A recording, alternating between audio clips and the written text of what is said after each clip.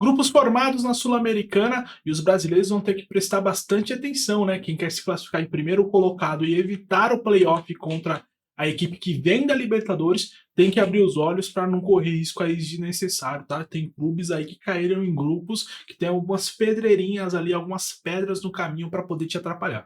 Bom, Independente Guarani, Nacional de Potosí e Boston River, nesse grupo aí eu acho que o Independente deve se classificar em primeiro.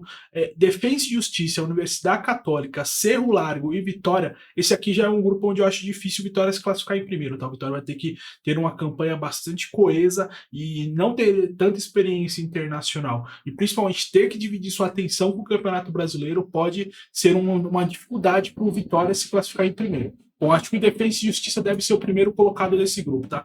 O grupo C é um grupo que tem uma casca de banana aí grande, tá? Você tem a América de Cali, que já é uma equipe experiente, joga bastante competição internacional.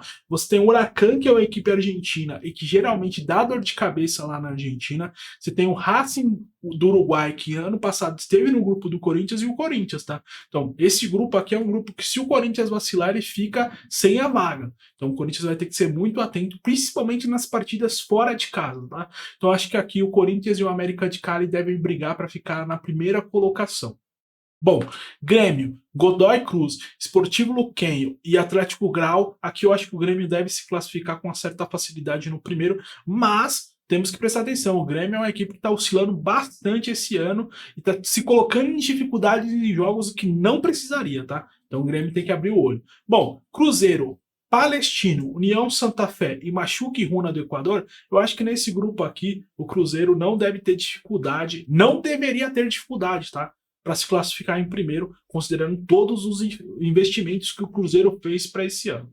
Bom, Fluminense, União Espanhola, Once Caldas e São José da Bolívia, aqui eu acho que o Fluminense deve ser o primeiro colocado, também não deve sofrer tanto, tá?